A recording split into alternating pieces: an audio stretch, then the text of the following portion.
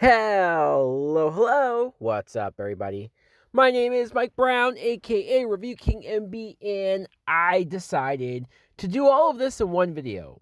I'm going to review the first episodes of 3 of the superhero DC CW TV shows that have come back and some premiered this week. Let's start with the one that premiered because this is probably the most controversial of the bunch.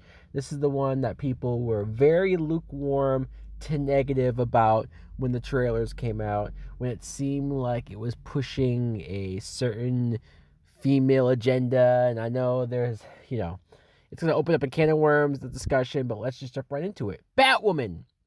Batwoman stars Ruby Rose as Kate Kane. And Ruby Rose, I'll be honest, watching this episode, I don't think she's a great actress. Look, is she terrible? I don't know. There's something about her. I don't think she has depth in her acting. I think she's very one dimensional. I think she's very just generic, straightforward. But look, I like the character. You see her backstory where when she was a kid, her mother and sister died in a car crash. Of course, if you become a superhero, you have to have some sort of tragic background where your parents or a family member died in a very horrible, horrible way. I guess the thing that's the most interesting to me is Batman's involvement in this accident. Now, at first, I thought they made Batman look completely incompetent. The fact that he just connected his strings to the car as the car was hanging off of the bridge, and then he just said, "All right, I did my job. See you later," and just left them there, and then they died. But no, you find out that he was also going off to, I guess, stop the Joker, or at least that's what the newspaper said. And he saved the bus that was also involved with a bunch of kids. So he was saving other people.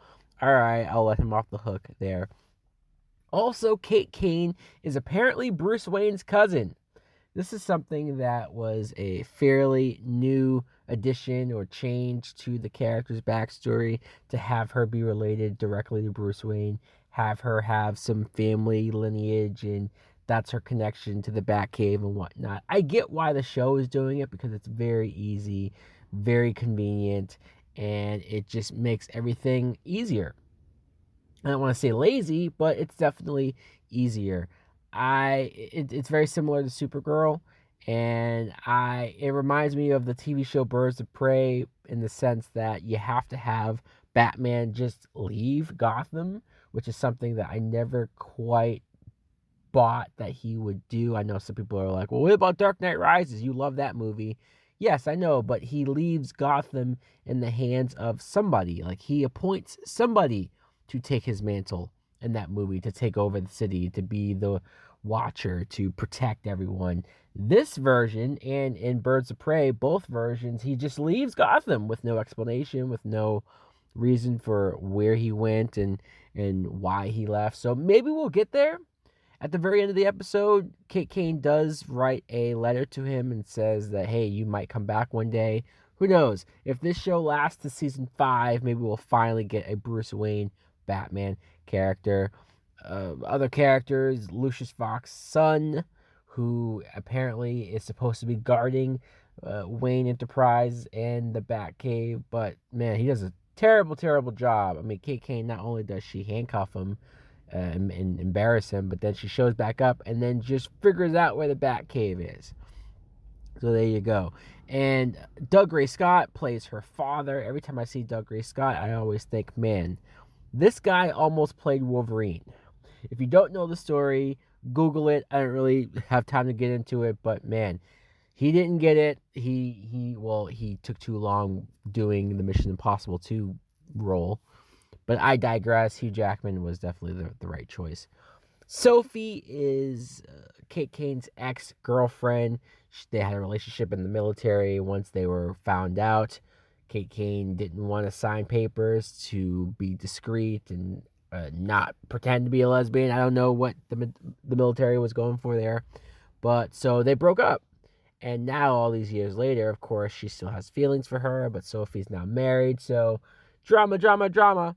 I will say that for anything that I did enjoy about this show, about this episode.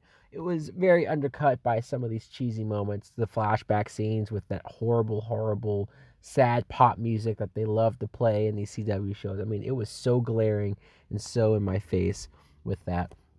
The main villain, the villain who kidnapped Sophie, is Alice, and you find out by the end of the episode that it's that it's Kate's sister. Alice is Kate's sister. I guess that's supposed to be a big swerve. I kind of figured it out when they started to say that Bruce Wayne, Batman, never found Kate's sister's body. So there you go. You could say it's interesting. I say it's very contrived, super easy, barely an inconvenience of how we're going to have all these characters be intertwined, be matched up. Look, Batwoman, it's a decent time waster. I will watch anything that is connected to Batman in one way, shape, or form. The costume, I guess, looked decent, but I do think we need to see that red hair very, very soon. The cowl looks a little awkward on her. And I did like the idea of the people in Gotham thinking that Batman is back. Of course, they don't know yet. Kate Kane, though, she's going to... I remember the trailer where she says, oh, no, I'm not going to let a man take credit for what I really hope they don't push that. I'm all for a strong female character or a strong female hero, but I don't think you need to tear down or bring down men characters just to make women look stronger. Just have her be strong on her own. Let's move over to Supergirl, because I've been so high and positive on the Supergirl series as of late, and you're probably not going to like my opinions on this episode. Did I hate it? No, but I hate the direction that this show is seemingly taking. First, Alex is now dating Kelly Olsen, Jimmy Olsen's sister. That's fine. That's cool. Good for them. There's a new owner at Catco, which I'm surprised they don't just change the name of Catco. Cat Grant hasn't been there in God knows how long. Does she even care about her company being sold multiple times? James Olsen quits because the actor's leaving the show. But the character, he doesn't want to be a photographer anymore. I guess he's going to go and be his own person. And who knows, maybe he'll get his own spin-off show. Even though I know the actor is doing Mortal Kombat. Kara gets a new suit, which I don't like the whole Iron Man, hey, we're going to use vibranium and have the suit materialize out of nowhere. It was a decent enough effect. I'm not saying it looked bad. I'm just saying it just seemed like a ripoff of what I've seen before. I guess it just makes it easier for her to get into the suit. I don't mind the fact that she has pants now. I mean, I miss the skirt just for the traditional comic book look, but we did get 4 seasons of that, and I guess they want to go with something different. I like her bangs. I think Melissa Benoist looks great with bangs. She looks great in general, but the bangs do help. But here's the problem, and here is where I get upset. Lena Luthor is now a villain. They have been teasing this for season after season. When we first got introduced to her, they made a big deal out of the fact that she was Lex's sister, so naturally she had to be evil, right? No, she went against Lex. She went against her mother.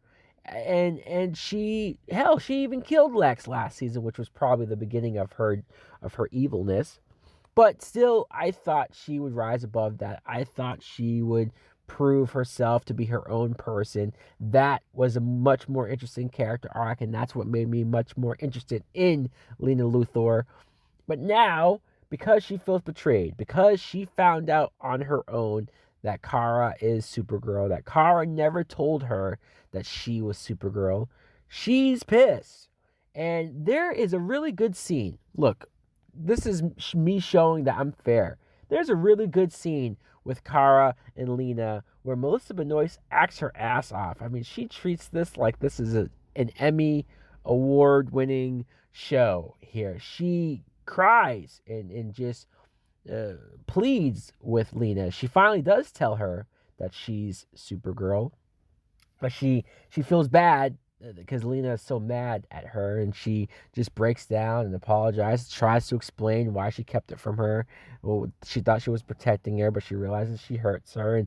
And that was just, again, great scene, great acting. I felt so bad for Kara, and I thought Lena came around. I bought it. I bought that maybe the show is just trying to tease us, trying to pull our strings, trying to get us upset over the idea of her turning evil, Lena turning evil, but they really wouldn't do it because she gave that speech and made her look good. And then, no, you find out that she was being fake when she accepted Kara's apology, that she still is pissed, that she has this elaborate plot to do something. We don't really know what, but she's going to use Kara. She's going to use Supergirl to do this, and it sucks. I'm pissed. I'm pissed off. Lena is a much more interesting villain. I know they're just retreading the same stuff with Lex Luthor from Smallville, where he was the friend and whatnot, but you can't do this twice. You can't just regurgitate the same crap and have us not realize what you're doing. Come on, guys. You could have been better than this. You should have been better than this. It is lame. Also, Martian Manhunter apparently has a brother, so I'm sure we'll see more of that.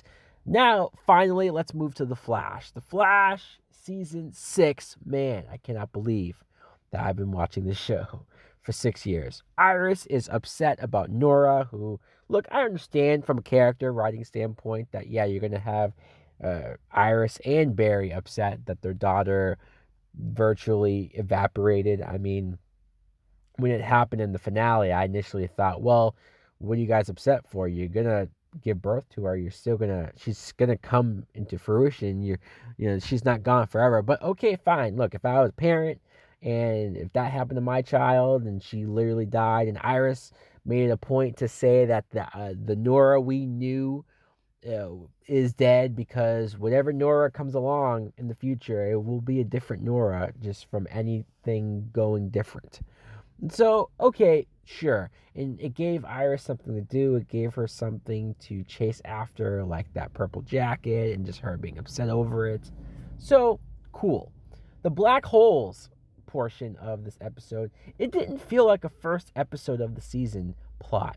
I could have easily have seen this be episode 2, episode 5, episode 10, episode 14, like when you need those filler episodes and you just sort of throw out a random plot, a random idea, a random situation for the group to have to deal with. That's what this felt like. It did not feel like an episode 1 situation problem. It was fine for what it was, but it wasn't nearly as exciting as I think a first episode of a season should have been. Cisco was still here. I thought Cisco was leaving. I thought that the actor was going to a Broadway play or something and that he was going to leave, but I guess not. He's still here. And his girlfriend, Cisco's girlfriend, I don't know, maybe I forgot. I probably did forget something. I'm sure somebody in the comments will be like, dude, you're an idiot. This happened last season. But seeing Barry use his powers with the girlfriend standing right there, it felt weird. Like, it just feels like too many people know Barry's secrets. Feels like we're very trusting in who we're going to tell the secret to. Just because Cisco's dating this girl, we're supposed to just tell her all of the secrets? Okay, sure, why not? Caitlin lets Killer Frost take over, I guess, to live her own life, to make her own memories. Caitlin is a character that I voiced my opinion before about how I think they should have just made her a villain and kept her as Killer Frost, at least for a season. I think it could have been interesting to see this actress play full-blown villain, because she did pretty well in those couple episodes that they did it with. Now that Killer Frost is good, though, and now that they are sort of sharing each other, I'm interested if they do have Killer Frost take over, be the persona for the majority of the time. That could be the change that she needs, the character needs, to be freshened up, because as of right now, she's just sort of there. So guys, let me know in the comments below. What did you think of either one of these 3 episodes of these 3 shows? Are you excited about any of them? Did you like Batgirl? Is this something that you're interested in continuing to watch? Or is the female empowerment stuff going to be too much for you?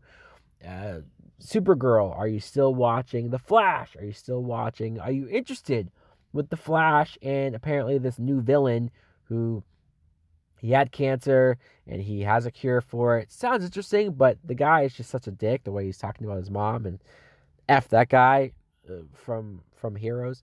Thanks for watching. Like, comment, subscribe. Later. Oh yeah. Today I feel Supergirl. Feel it in your mind and you lose control. Feel it in your breast and you super soul. I don't say it a lot, but I know